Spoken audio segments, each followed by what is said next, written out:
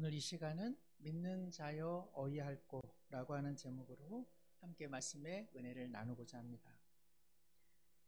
비록 오늘은 비가 다소 내리고 있습니다만은 몇 주 전만 해도 뜨거운 햇볕을 우리 모두 피해 다녔습니다.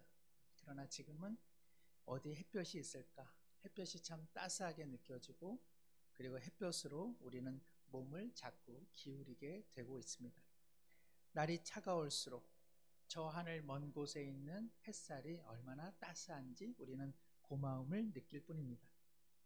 어느 권사님께서 마음이 답답할 때마다 저는 하늘을 봅니다. 저 역시 그 이야기가 공감이 되었습니다.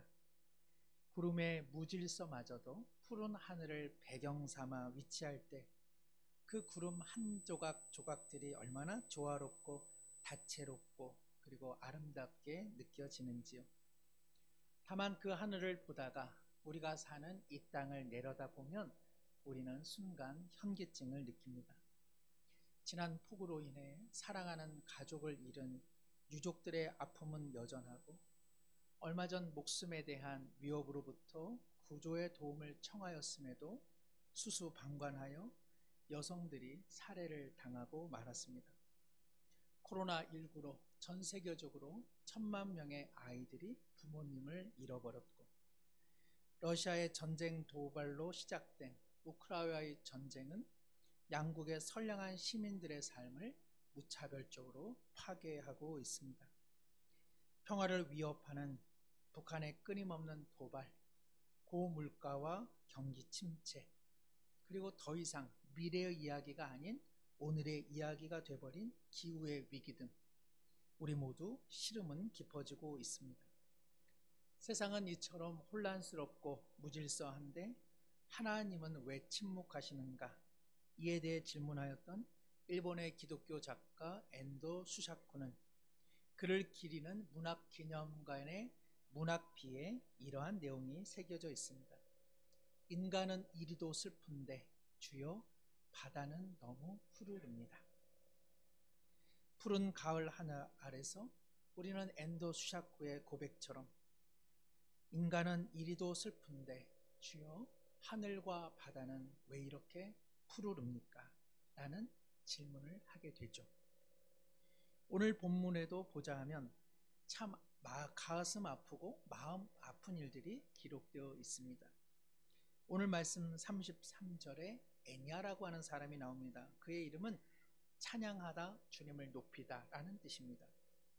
그의 이름에서 보듯 그는 회심한 그리스도인으로 주님을 찬양하는 삶을 살아왔건만 8년 전 마른 하늘의 날벼락처럼 그의 인생에 중풍이 찾아와 그는 8해 동안 일체 일어나지 못하는 사신이 마비된 인생을 살고 있는 것입니다. 36절에도 한 여인의 비극이 기록되어 있는데, 히브리어로는 다비다, 헬라어로는 도르가라고 하는 재봉일을 하는 한 여인이 그만 병이 들어 죽고 만 것이죠. 많은 사람들이 이 비통한 죽음 앞에 슬퍼하고 있습니다. 요빠라고 하는 도시에서 누구보다 예수님을 마음 다해 섬겼던 여제자요, 넘치는 선행과 구제로 과연 믿음은 무엇인가 본을 보여줬던 여인인데, 그 여인이 하루아침에 싸늘한 시신이 되고 만 것이죠.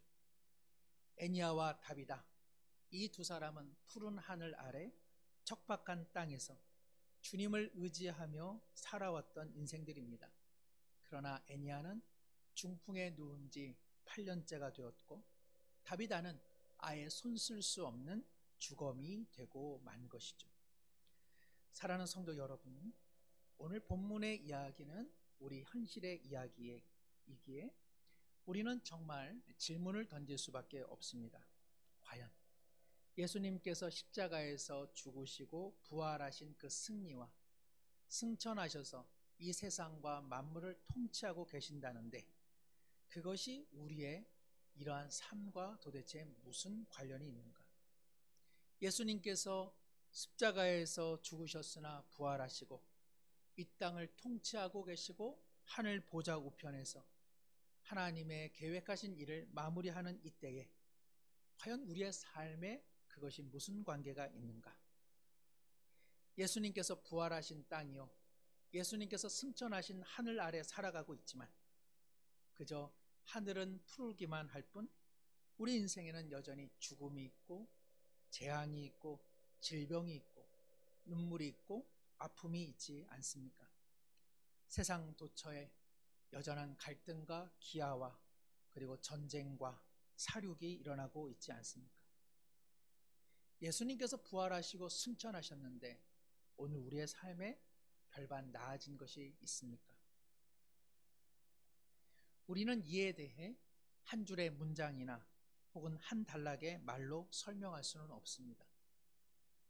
이러한 현실을 설명하면 설명할수록 미궁에 빠지기도 합니다. 그러나 사랑하는 성도 여러분, 하나님을 믿으시기를 바랍니다. 하나님의 선하심을 믿으시기를 바랍니다. 하나님의 하시는 일을 다 측량할 수 없고 우리의 작은 머리로 다 이해할 수는 없을 것입니다. 그러나 하나님은 선하십니다. 하나님은 결코 우리를 실망시키지 아니하실 것입니다. 이러한 현실 속에서 보다 하나님께서 우리 가운데 원하시는 한 뜻이 있는데 바로 그 뜻을 오늘 성도님들과 나누길 원합니다. 저를 따라하시며 함께 한번 말해 보시기를 바랍니다. 예수님이 하신 일을 기억하며 살자. 예수님이 하실 일을 믿으며 살자. 우리 모든 성도님들, 예수님이 하신 일을 기억하며 살고 예수님께서 하실 일을 믿으며 살아가시기를 축복합니다. 오늘 베드로가 그와 같은 삶을 살아내고 있습니다. 우리는 사도행전의 앞선 내용에서 사울이 중심이 되어 그의 이야기를 살펴보았는데 이제 사도행전의 카메라는 잠시 베드로를 향하고 있습니다. 오늘 본문 32절에 베드로가 사방으로 두루 다니다가 룻다에 이르게 됩니다. 룻다는 예루살렘에서 지중해 방향으로 서북쪽 40여 킬로미터에 위치해 있는 마을입니다. 그런데 성경은 그 룻다에 예수님을 믿는 성도들이 있다고 기록하고 있습니다. 어떻게 그들이 예수님을 믿게 되었을까요? 사도행전 8장 40절에는 이러한 말씀이 기록되어 있습니다. 빌립은 아소도에 나타나 여러 성을 지나며 복음을 전하고 가이사랴에 이르니라. 우리 한번 지도를 보여주시면 우리는 앞선 사도행전의 이야기를 한번 기억할 필요가 있습니다. 예루살렘 교회에 큰 핍박이 스데반의 일로 인하여 몰아치게 되는 것이죠. 그래서 12사도를 제외하고 많은 그리스도인들이 예루살렘에서 핍박을 피하여 이곳저곳으로 피하게 됩니다. 그 중에 초대교회를 섬기던 일꾼 빌립은 사마리아를 향해 올라가 거기서 복음을 증거하는 중에 주님께서는 이디오피아 관리가 예루살렘에서 명절을 보내고 고국으로 돌아갈 쯤 가사를 향한 광야에서 그를 만나 복음을 전하라는 명령을 받게 되죠. 빌립은 남쪽 가사를 향한 광야로 내려가다가 그쪽 광야에서 이디오피아 관료를 만나 그에게 복음을 전하고 세례를 베풉니다. 그리고 사도행전 8장 40절처럼 그는 지중해 연안 길을 따라 아소도에 이르고 결국은 가이사랴에 이르게 되는데 바로 이 지중해 연안 길을 북상하면서 그는 룻다에서 그리고 욥바에서 복음을 증거하고 또 이를 받아들인 사람들이 믿음의 공동체를 이루게 된 것이죠. 이처럼 빌립이 복음을 증거하여 작은 교회가 세워진 그곳을 이제 비로소 예루살렘의 베드로가 12사도를 대표하여 마치 신방처럼 길을 떠나게 된 것입니다. 특별히 룻다에 도착했을 때에 베드로가 직면한 현실은 앞서 말씀드린 것처럼 애니아라고 한 사람이 그만 중풍병에 걸려 침상 위에 거적에 누워 8년째 그의 사지가 마비되어 누워있는 모습이었습니다. 베드로 입장에서 이 모습을 보았을 때 얼마나 안타까웠겠습니까? 예루살렘의 핍박을 피하여 이제 예수님을 믿는 믿음의 공동체, 그러나 그곳에서 직면한 베드로의 현실은 8년 동안 사지가 마비된 한 사람을 만나는 일이었습니다. 아마 루다에 사는 사람들이 베드로가 왔대, 베드로로 말할 것 같으면 예수님의 수제자요, 예수님과 함께 오랜 세월을 보냈으니 이 일에 대해 그에게 한번 물어보자고 말하지 않았겠습니까? 당신은 예수님을 믿었던 사람이요, 예수님과 함께 동행했던 사람인데 어찌 예수님을 잘 믿는 사람에게 이와 같은 불행이 일어났습니까? 라고 베드로에게 왜 질문하지 않았겠습니까? 그 질문을 받았던 베드로는 얼마나 가슴이 막막했겠습니까? 지중해성 기후, 그 해안 연안가의 바다에 얼마나 바다 색깔과 하늘은 푸르렀으며, 그리고 지중해에서 불어오는 바람은 얼마나 싱그러웠겠습니까? 그러나 여기 척박한 땅에 8년째 거동을 못하는 애냐를 바라보며 베드로는 할 말을 잃지 않았겠습니까? 그러나 베드로가 여기서 한 일이 중요합니다. 그는 앞서 우리가 함께 고백했던 것처럼 예수님이 하신 일을 그는 그때 기억하고, 그리고 지금도 예수님께서 하실 일을 그는 믿으며 그는 한 가지 일을 단행합니다. 그것은 예수님께서 오래전 가버나움에 한 중풍병자를 살린 일입니다. 예수님께서 가버나움에서 복음을 증거하는 한 가정에 갑자기 지붕이 뜯겨져 나갑니다. 그리고 침상에 누인 한 중풍병자를 그의 네 친구들이 뇌 귀퉁이를 잡고 예수님 앞에 내려드렸던 사건입니다. 예수님께서는 잠시 말씀을 멈추시고 그 중풍병자를 고치시고 이렇게 말씀하십니다. 마가복음 2장 11절, 내가 내게 이르노니 내 상을 가지고 집으로 가라. 베드로는 오랜 시절 자신의 장모님이 거주하는 가버나움에서 있었던 그 일을 기억하고, 그리고 그 일을 오늘도 하실 것을 믿음으로 내다보며 그는 그 애니아에게 선포합니다. 34절 말씀 함께 읽겠습니다. 베드로가 이르되 애니아야, 예수 그리스도께서 너를 낫게 하시니 일어나 내 자리를 정돈하라 한데 곧 일어나니. 베드로는 다만 푸른 하늘 밑에서 인생의 슬픔과 애상에 젖지 않고 자신의 주인이신 예수님을 기억하여 그 예수님이 오늘도 하실 일을 믿으며 그는 선포하였습니다. 애니아야, 너의 이름은 찬양할지어다. 오래전에 한 중풍병자를 살리신 예수 그리스도께서 오늘 너를 낫게 하실지니 너는 일어나 너의 삶을 정돈하고 일어나라. 그는 선포한 것입니다. 여기서 정돈하다라고 하는 말은 1차적으로는 8년간 누웠던 침상의 요와 그 거적을 정리하라는 일이지만 더 거기에는 깊은 의미가 있습니다. 애니아야, 너의 무력함과 무기력을 상징하는 너의 인생의 요를, 거적을 다 이제는 정돈해라.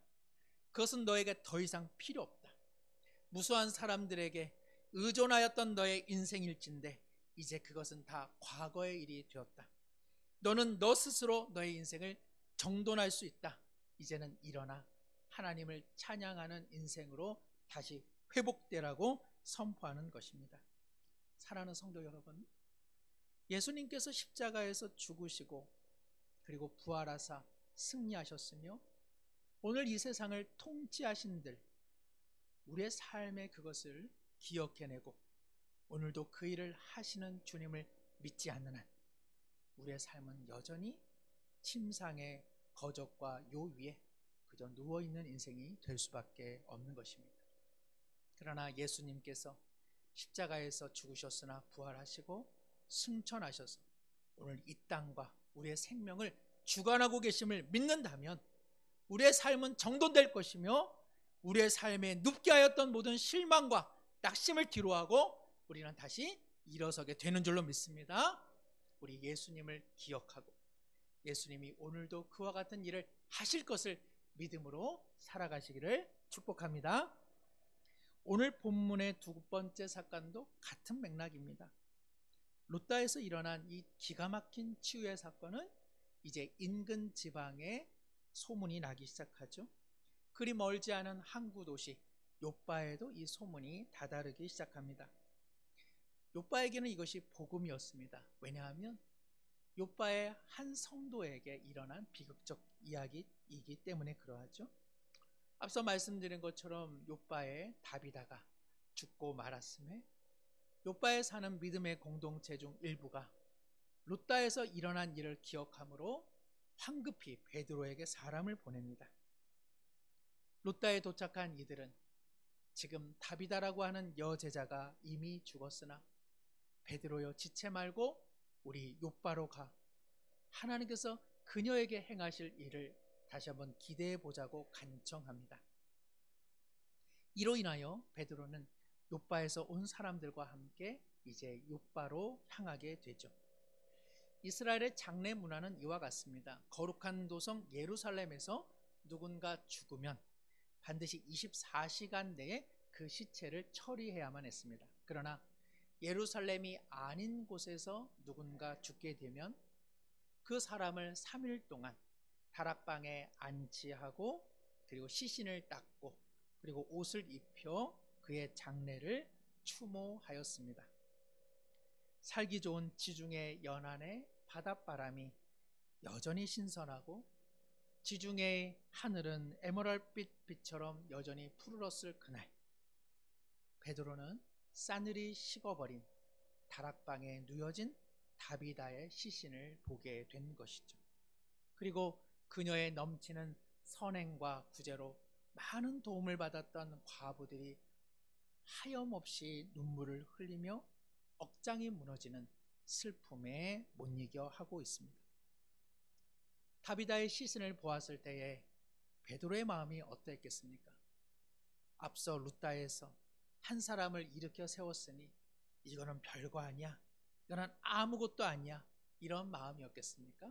결코 그렇지 않을 것입니다. 베드로는 한 마을에서는 한 영혼이 소생되었으나 또 이곳에서 또 저곳에서 오늘도 눈물 흘리는 사람이 있다는 엄연한 현실 속에 베드로의 마음은 얼마나 무거웠겠습니까? 베드로의 충격은 룻다에서보다 욥바에서 더 컸을 것이 분명합니다. 왜냐하면 이 욥바의 다비다, 헬라어로 도르가라고 하는 이 여인의 이름의 뜻은 사슴 혹은 가젤인데 그것은 아름답다라고 하는 상징 언어를 가지고 있습니다. 이 여인의 아름다움은 얼굴이 아닙니다. 넘치는 선행과 넘치는 구제로 겉옷과 속옷을 지어 과부들의 인생을 이 그녀는 도와주었기 때문에 그러합니다. 이처럼 주님의 일에 힘을 다했는데 지금은 싸늘하게 식어버린 다비다의 인생 속에 베드로는 다시 한 가지 일을 기억하고 있습니다. 그것은 예수님께서 하신 일이요, 그리고 지금도 예수님께서 하실 일을 그는 믿음으로 내다보고 있는 것이죠. 베드로가 예수님께서 하신 일을 기억해낸 사건은 무엇일까요? 마가복음 5장에 우리가 잘 아는 해당장 야이로의 12살 된 딸이 이미 죽고 말았습니다. 비통하게 우는 사람들 속에 예수님이 가까이 가십니다. 그리고 예수님께서 선포하십니다. 이 아이가 죽은 것이 아니라 자는 것뿐이다. 그리고 그 아이의 손을 잡고 예수님께서 선포하십니다. 마가복음 5장 41절 42절입니다. 그 아이의 손을 잡고 이르시되 달리다굼 하시니 번역하면 곧 내가 내게 말하노니 소녀여 일어나라. 소녀가 곧 일어나서 걸으니 나이가 12살이라 사람들이 곧 크게 놀라고 놀라거늘. 베드로는 예수님께서 하신 일을 기억해냅니다. 그리고 예수님께서 하신 일은 과거에만 그치는 것이 아니라 오늘도 하실 것을 그는 믿으며 선포합니다. 그러나 자신에게는 아무 능력이 없다는 것을 베드로는 알기에 다비다가 누운 침상 아래 그는 기꺼이 무릎을 꿇고 주님께 기도합니다. 사도행전 9장 40절 베드로가 사람을 다 내보내고 무릎을 꿇고 기도하고 돌이켜 시체를 향하여 이르되 다비다야 일어나라 하니 그가 눈을 떠 베드로를 보고 일어나 앉는지라.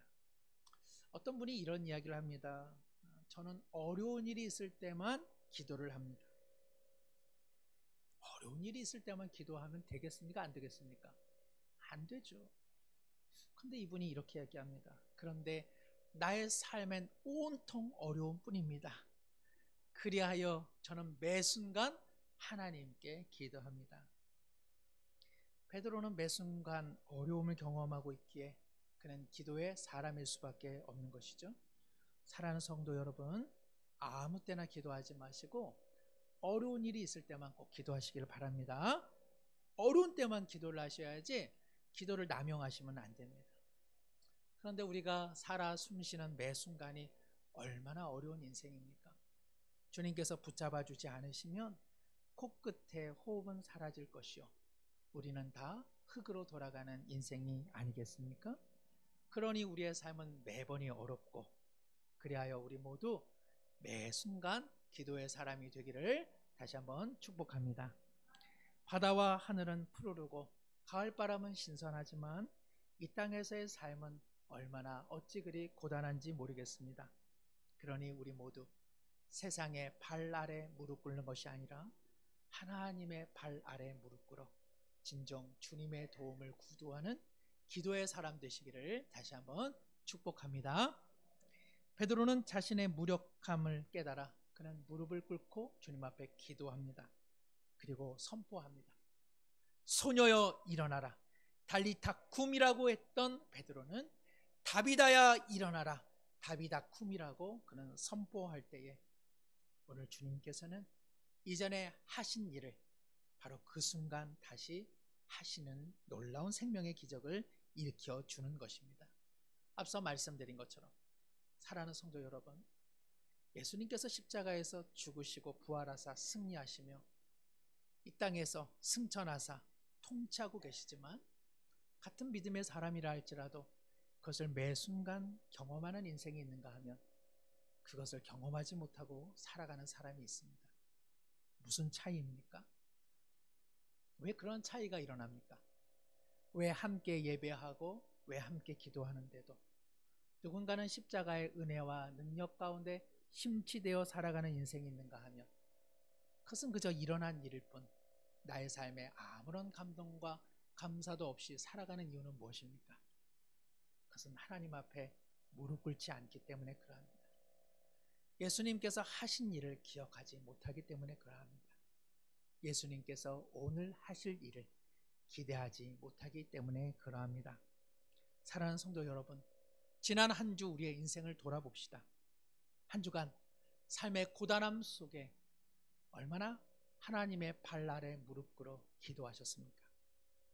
세상의 정치가 어떻고 세상이 불안하고 그리고 세상의 염려와 그리고 세상의 고통에 그저 한숨만 쉬었을 뿐 과연 얼마나 하나님의 발 아래 기꺼이 마음의 무릎을 꿇어 주님을 의지하고 기도하셨습니까?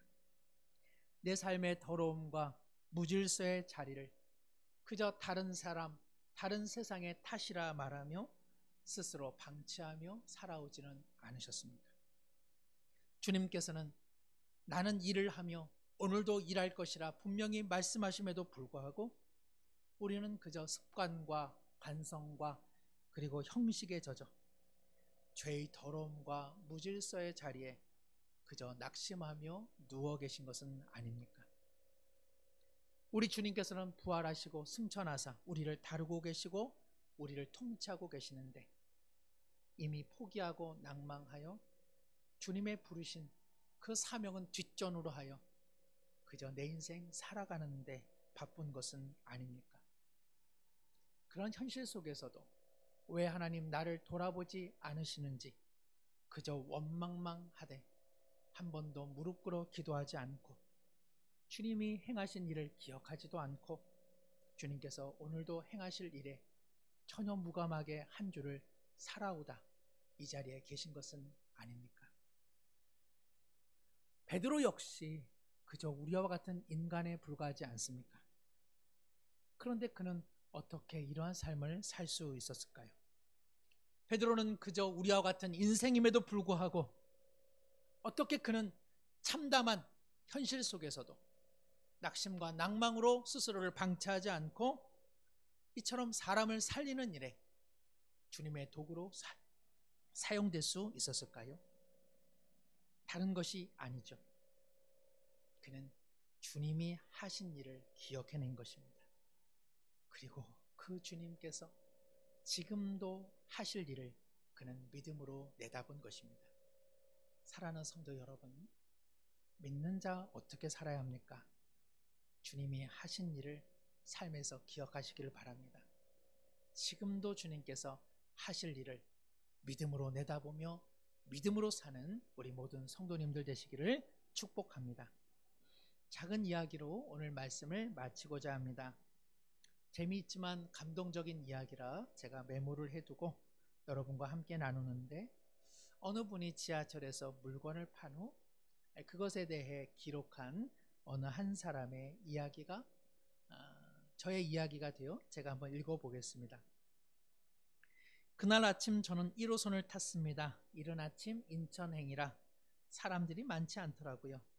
신도림역에서 어떤 아저씨가 큰 가방을 들고 들어왔습니다. 왠지 분위기가 심상치 않아 보였습니다. 그 아저씨는 가방을 내려놓고 열차의 양쪽 손잡이를 잡고 일장 연설을 했습니다. 자, 여러분 안녕하십니까? 제가 여러분 앞에 이렇게 선 것은 맞습니다. 가시는 길에 좋은 물건 하나 소개해드리고자 이곳에 서 있습니다. 이것은 무엇입니까? 플라스틱 막대기 맨 끝 머리에 솔이 달려 있습니다. 그렇습니다. 칫솔입니다. 왜 갖고 나왔겠습니까? 예, 맞습니다. 여러분에게 팔려고 가지고 나왔습니다. 얼마이겠습니까? 한 개에 200원, 5개가 한 뭉치로 1,000원이 되겠습니다. 뒷면을 돌려봅니다. 메이드 인 코리아. 무슨 뜻이겠습니까? 수출했다는 뜻입니다. 수출이 잘 되었겠습니까? 폭삭 망했습니다. 그래서 여러분에게 가지고 나왔습니다. 자, 이제 칫솔 돌리겠습니다. 이 아저씨의 말에 열차에 탄 많은 사람들은 황당해서 그저 물끄러미 바라만 보고 있었습니다. 그리고 잠시 후, 자, 여기서 제가 몇 개나 팔 수 있겠습니까? 여러분 궁금하십니까? 저는 더 궁금합니다. 잠시 후 결과를 알려드리겠습니다. 그리고 잠시 후 아저씨가 말했습니다. 지금 총 4개가 팔렸습니다. 그럼 총 매상이 얼마이겠습니까? 1,000원짜리 4묶음, 단돈 4,000원 팔았습니다. 제가 실망했겠습니까? 안 했겠습니까? 물론 실망했습니다. 대단히 많이 실망했습니다. 그렇다고 제가 여기서 포기하겠습니까? 저는 절대로 포기하지 않습니다. 저는 다음 칸에 또다시 팔려 나가겠습니다. 감사합니다. 거기 있는 모든 사람들은 웃었습니다. 저도 그날 아침 함께 웃었습니다. 그러나 그 아저씨를 통해 귀한 것을 배웠습니다. 희망을 포기하지 않는 것이었습니다. 그 아저씨에게 다음 칸이 있듯 나에게도 다음 칸이 있기 때문입니다. 사랑하는 성도 여러분, 오늘 설교의 제목은 믿는 자여 어이할꼬입니다. 마지막 찬송으로 515장 눈을 들어 하늘 보라, 이 찬양의 맨 마지막 소절은 믿는 자여 어이할꼬. 오늘 주님께서 우리를 향해 질문하고 계십니다. 우리 모두 믿는 자가 아닙니까?